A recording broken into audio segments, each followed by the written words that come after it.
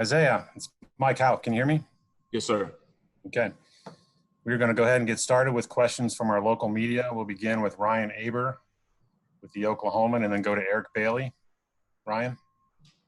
Yeah, we heard Lincoln Riley and some other coaches that were pretty complimentary of what you've done to this point before the season.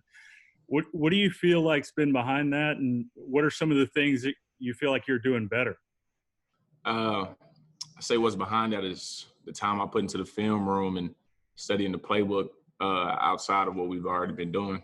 I take it amongst myself to see that I'm have to step into a bigger role, so I have to do bigger things out there on the field. So I've took my time on studying the playbook more, watching other teams more on what they could do, specifically Missouri State that we got coming up.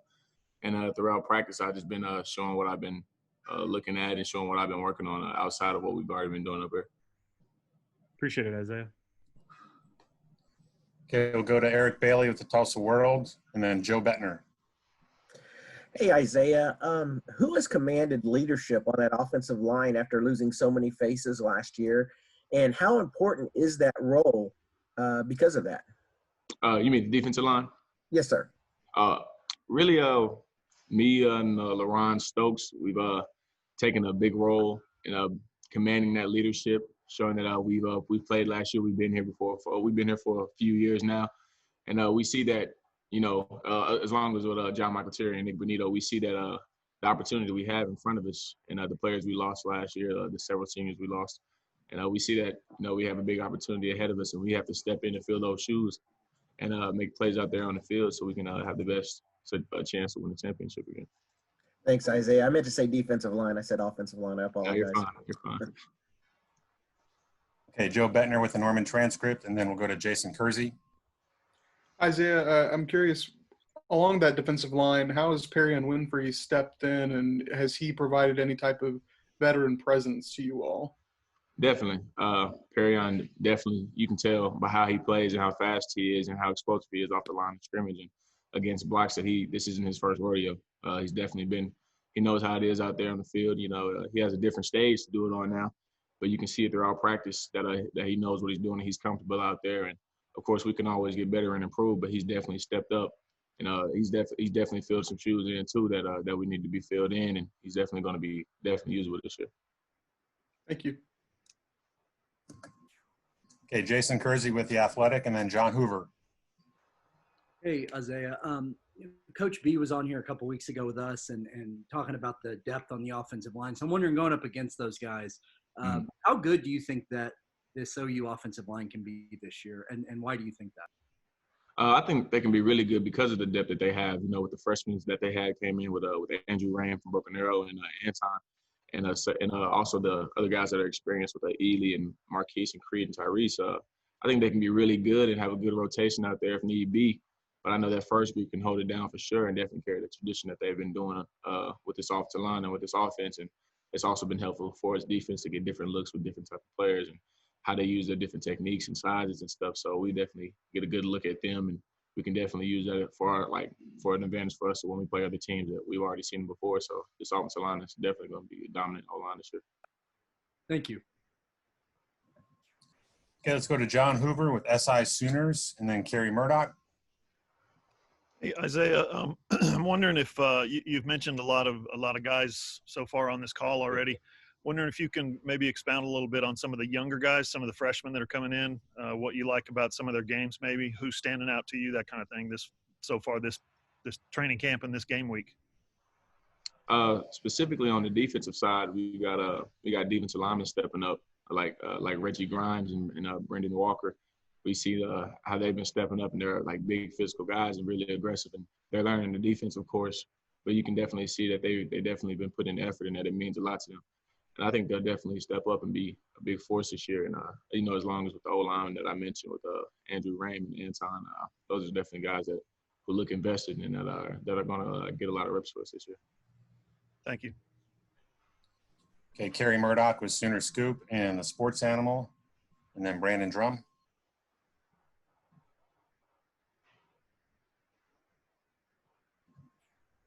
Kerry, if you're talking, you're muted.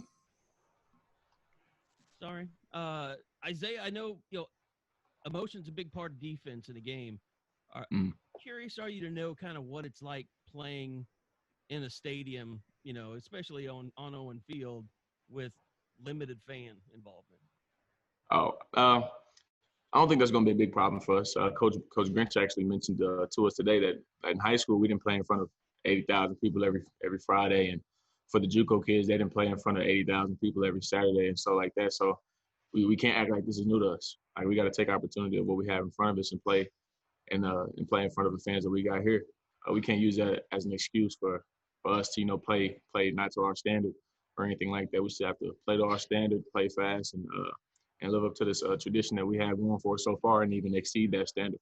So we can't use this as a distraction or an excuse. We can't look to the fans for us to hype for them to hype us up or anything like that. So I think we'll be fine and we'll adapt to it. Thanks, Isaiah.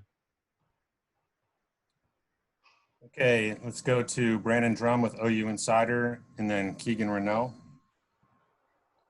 Hey, Isaiah, you made some pretty big plays last year during the Big 12 title game, in very crucial moments, actually. But how did that help you with confidence leading into this year? And what do you think? What is your next steps as far as your growth as a player in your mind? Right. Like how you mentioned that big play I made in the Big 12 championship, definitely it was a confidence booster. And that's like I struggled my first couple years here, and as you can see, then with that big play, I definitely started growing more confident in myself, and that carried on throughout off season and carried on throughout fall camp. And I made big plays throughout camp, and I stood out. And it's just because I'm comfortable with what I'm doing. I see myself as more so looking to make a play other than just doing my job, doing more than my job, I should say. So I can see myself out there playing a bigger role this year, of course, and making bigger plays like I did in the Big 12 championship, and do it at a consistent level instead of every other game or so like that. So.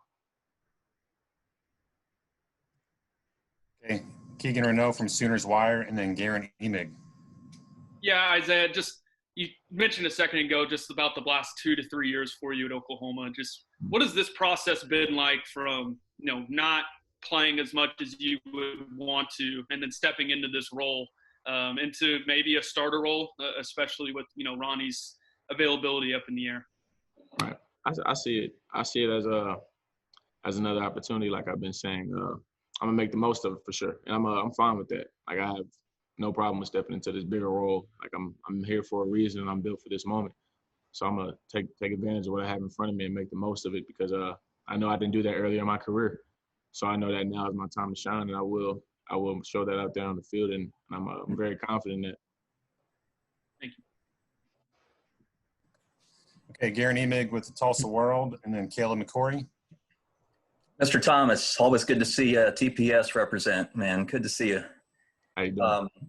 I was going to ask you about your tweet. I've been meaning to do this actually since you posted it last June. I think it was early June, where you said, if you can't support me in my street clothes, don't support me in uniform. It sounds like you're getting at a need for fans to see you as more than a football player. I was just wondering if I could get you to talk about that.